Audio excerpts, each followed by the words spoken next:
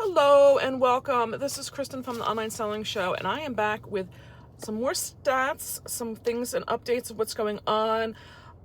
If you're not been here before, my name is Kristen. I have been doing 23 years now on these third place marketplaces as a retailer. It is a full-time income for myself and my husband. It is the family's sole source of income. What has been in my past has been eBay, multiple different stores on that. Amazon, I have done both FBA and fulfilled by merchant. There's videos talking about my experience in those. And I've done Poshmark. We have our own website using Shopify. I've had BigCommerce in the past. I've used inventory management systems in that. And currently, right now, we are liquidating out all of the stuff because we are in a 2-year countdown to being out of this area and moving into retirement. What we're looking to do is liquidate out all the goods in our wholesale business model, which has been the family's sole source of income for quite some time now, well over a decade. What we're also looking to do is, at least I was, creating a secondary business to have as a part-time kind of way to still have some income coming in, but kind of staying busy. I just enjoy being an entrepreneur, and I've really still been heavily into enjoying what is the Whatnot Marketplace. Now, the Whatnot Marketplace, I'm going to give you my stats. This is all goods that is used, and it's also us liquidating out some of the goods for the wholesale business.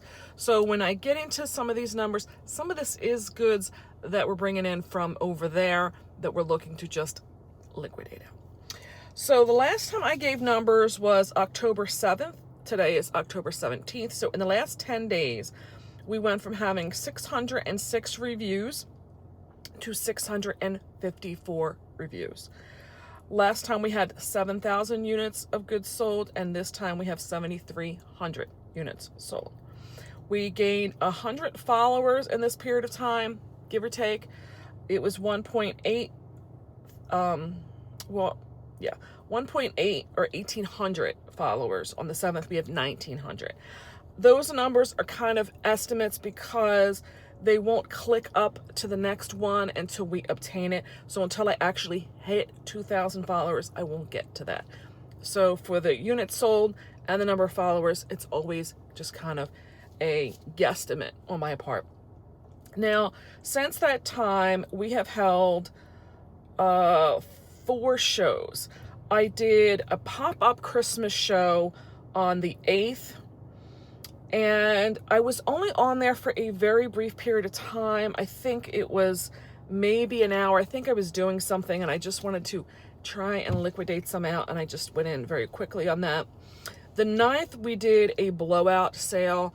This was intended to really get rid of my old stock, but what I did was I allowed the current goods to be in there as well, and I let people know that items that were titled with a certain item number, I put the letter Z in front of the items, that those were the items I was willing to clearance out. They were still buying quite a bit of the items that were not in the clearance, which was surprising to me. I think I kind of cut that short, if I remember correctly. That was on the 9th. I don't recall staying in there too long. I probably could have been in there for a longer period of time and made more sales. The Vintage Christmas is being my real staple sale that it seems like I'm getting a regular clientele. There is an amount of people that I can count on that will be showing up for that. I would like to get that to another level. I've tried different things and I don't see what else I can do to get this to the next level. I've kind of gotten myself into, I don't want to say a rut, but I have been selling so much in the one genre of Vintage Christmas that people come in and they want that now. And when it comes in and they're wanting that, it takes over the whole show. Meaning that they're not looking at some of the other types of products I have in there. And I really thought that it would be good to kind of merge my various different styles of Christmas, meaning I have some modern, I have some vintage, I have vintage ornaments, I have vintage greens, I have vintage, meaning like greens like garlands and picks. I've had vintage figurines, I've had vintage like beaded garlands and stuff. And I try to keep the first half hour of the show to do requests and pre-bids, but it really does seem to happen that once 10 o'clock chimes and we move into the ornaments and I get into a random pull, I do not get out of that.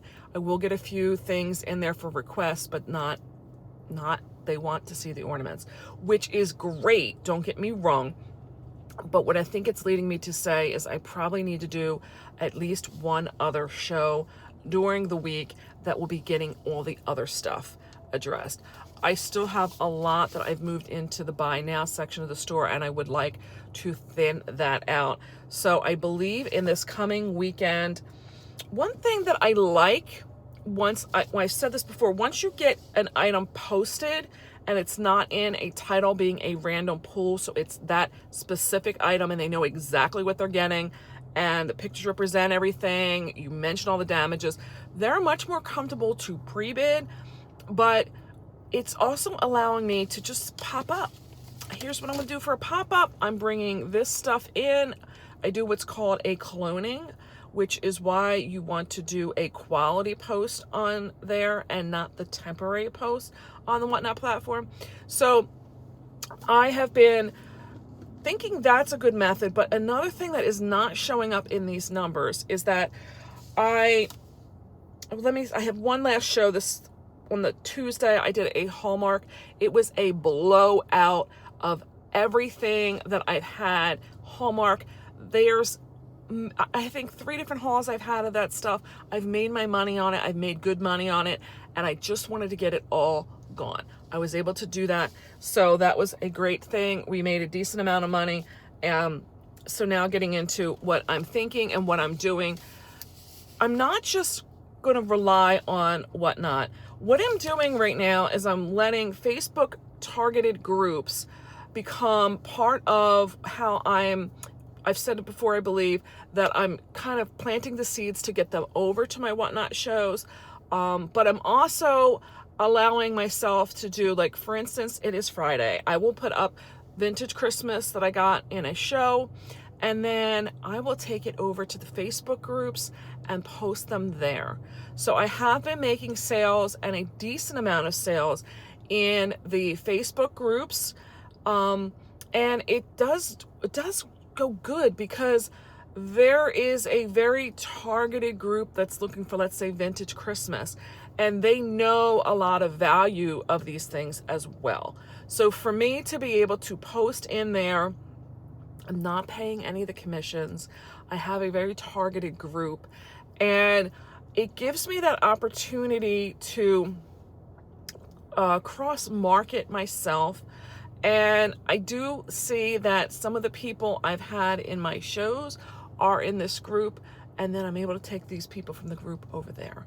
So this merging of the two has also been a good way for me to bring money in.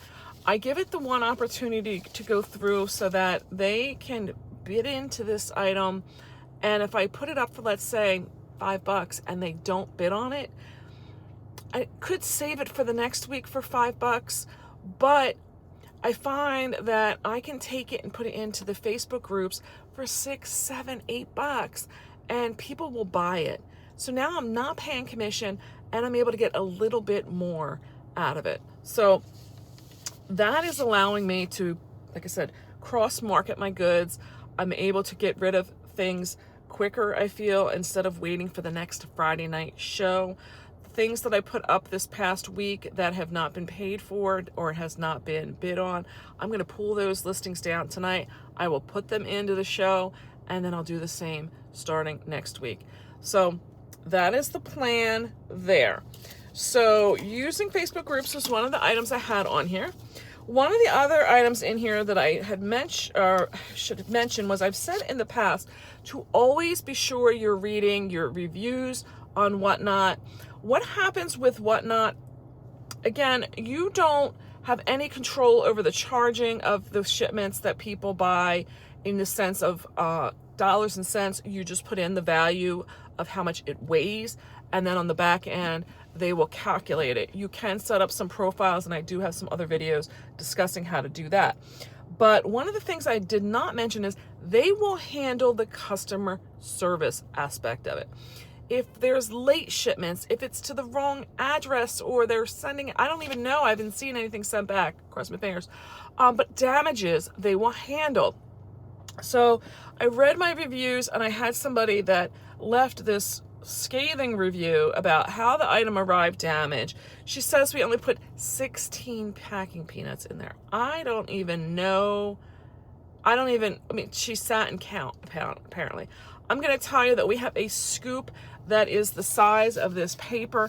I don't think that we put 16 in there, because we put them in. Basically, my thing on that is if it shakes, it breaks. That has always been what I've taught everybody in my warehouse. So if 16 peanuts were in there, it meant that that was what it took to be full and not move. I'm sorry her item arrived damaged, but I find it amazing. She said that she would provide pictures if needed. A, she never contacted me. B, I haven't seen any pictures. We've shipped some very delicate ornaments, and they get there pretty well. So don't want to call her a scammer, but I think there's a little bit more to the story.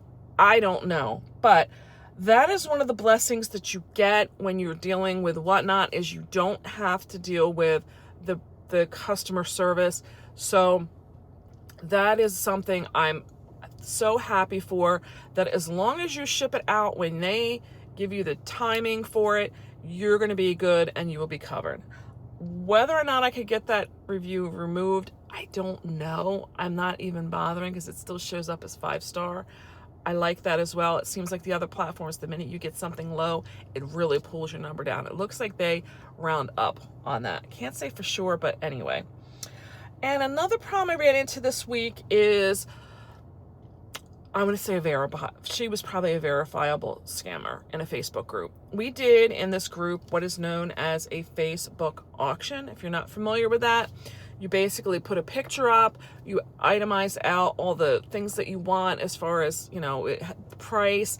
You tell them it's going to be by PayPal. You tell them it's going to be extra for shipping. Like, you lay down the terms and any damage and what have you. And then in the comments, buyers will put if your minimum bid is $10, they will put like $10. And then the next person has to come in and bid according to what the rules of the auction are in whatever increment. So if it's a $2 increment, the next person has to come in and vote or comment they want $12. So I had 8 items that went up. 1 did not sell. The others, it did sell, and it sold for more in my auction on the next Friday night, which is funny. So out of the 7 items, 2 items were bought by the same person. And if you're not familiar, I'm going to let you know that you must ship according to the PayPal address to be covered by the seller protections on PayPal. And one of the things that is commonplace in these groups is that you get their their email and a zip code from them in a personal message. And the email you need to be able to send out the invoice for PayPal, and the zip code is to allow you to be able to get some shipping quotes together. For me, with the 2 ornaments, I just kind of think I said like $7, and I didn't really need the zip code, but she provided it. And I want to say it was something like a 35 zip code or something like that, which would probably be the southeast of the United States. There's an important reason for that I mentioned. So we sent the items out, and then lo and behold, it's been about a week, I get a message. You shipped this to the wrong zip code. You shipped it to like something like it's an 8. Well, it winds up being a place in Aurora, Colorado. I had to do a bunch of research, and when I looked, the first thing I noticed is that's the address she gave on PayPal. Well, right away, she starts to attack me saying I should have known better because the address she gave me was like the 3-5. I should have known by that. And I said, at this point, we're just shipping according to what's on PayPal. I have not gone back to look at your stuff. So where did I get this address from? So now, well, before she emailed me, she opened up a PayPal dispute to say that I shipped it incorrectly and that I was refusing to reship it. Well, for one, I don't have the goods. I can't reship. Two, when I started to respond to that, that's when I noticed that we shipped correctly. Everything went to the address on PayPal. So I made sure I screenshot that stuff. I responded on the PayPal that we shipped according to the address on file as per seller protection. This is what we were responsible for doing. So she started attacking me in the messaging on Facebook that I should have known better. And I sent the same screenshots. Here's what you provided. Well, that was an address from her for 2 years ago. And she claims PayPal told her that that no address was provided to me. So I don't know how she thought I shipped this thing out. I wound up screenshotting everything and sending it to the admin or a moderator. Kind of almost the same thing in Facebook groups, but there's a little bit. The admin's usually the one that created that, and the moderators are usually people that were invited in to moderate. So I sent one to somebody, and she right away asked me for another question. And the next thing I know, she blew this person out, blocked her out of the group. I was like, oh my God, I didn't expect it to get to this fast. What I didn't know was she had done this to another person in this same auction and another seller. And the other person had the same response. Wow. So I responded back to her and I said, I'm sorry, but this is, there's nothing further I can do on this. I shipped according to what PayPal's requirements are. You can take it out with PayPal at this point in time. She started trying to blackmail me that she was going to not allow PayPal to release the funds back to me until I allowed her to get back into the groups. I was supposed to contact the moderators and convince them to let her back into the group.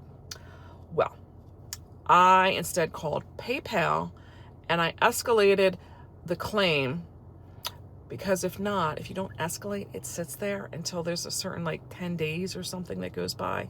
Was not waiting on that point in time, because the minute she opens that dispute, it freezes. And in this case, it was $62. It was for 2 ornaments. That was $62. Yes. So the funds were frozen and she was going to not allow them to return it. And I did not. I sent the new screenshots of her harassment and her blackmail to me, to the admins, so that, again, they would not let her back in. And I called PayPal, had them escalate it, because I wanted to try and send them the screenshots where she acknowledged that was an old address for her. And according to them, they did not want that. And the next day, they ruled in my favor and returned the money back to me. So hopefully, if you've ever run into problems, I just tell you, keep your cool. If you're going along with the rules, you'll be fine. Just do what you need to do as far as documenting. Be sure that you're following what those protections are. It is the minute that you go off of that. If I had sent this through Venmo or something like that, I wouldn't have these protections from her. So stay to the rule. Don't buy into their sob stories. I knew that I didn't just pick out this zip code from someplace. So that was that problem. I really didn't have a whole lot other to say other than we're going to just continue with the vintage Christmas. Things have picked up in the retail business, and I'm just going. I did pick up something today for another show. We are really just moving along. And I really, other than those kind of problematics, we're just trying to keep her cool. We're just trying to get through the season. We are going to be now in full holiday mode. full on holiday mode. I don't know what it's going to look like for Whatnot in this period of time, but we are really seeing an increase in the number of orders, which I really should have been bringing that in, is that the numbers of orders now in a show on a Friday night could be 50 to 60 orders in that one show. And previous to this, I may have had the same or maybe even more dollar amounts, but I had less buyers. One of the moderators in my group is a regular buyer from me in my Whatnot show, and she's told me how I was her ace in a hole, that she used to be able to get to my shows and get some really good stuff, and how this stuff is getting too bid up and she can't get as much now. And I'm sorry, but I'm not sorry. So there's that. Really funny, really cute. And I wonder now if she's buying less because maybe this group was where she was flipping some of the stuff over that she was getting from me. Don't know. I've been happy all along. I'm making money on it. So that's where we're at now. I have also been trying to keep up with the bookkeeping. I did not get into any of that this week. Yes, I need to get back onto that. So next time we come in, hopefully I will have the books caught up. Hold me to it. And I will catch you next time. But please, by all means, if you're getting any good content, hit the like button, hit the subscribe button so that you don't miss any future videos that I upload. And I'm going to say bye for now. I don't have any estate sales this weekend. I hit a couple Facebook posts that I did some good today with some of them. I did get a good haul in early in the week, so I'm feeling kind of comfortable. I may have one estate sale that they are willing to work with me. They were having to wait for the sale to open, and then they were going to basically, when my number came up, what was left, they were going to put aside for me and let me know because the sale was 2 hours away. So some of these estate sale companies are getting to be a little bit more savvy, trying to work with you. It's really a nice thing. It's all how you present yourself. So don't just write something off if they're too far away or you just don't think something is in your wheelhouse. Kind of branch out and do some more investigating. You never know where it's going to lead. I have not heard from them. It's been over 2 hours since the sale started. I am going to go in and check my email. Maybe I missed something. So I'll say bye for now. We'll catch you in the next one.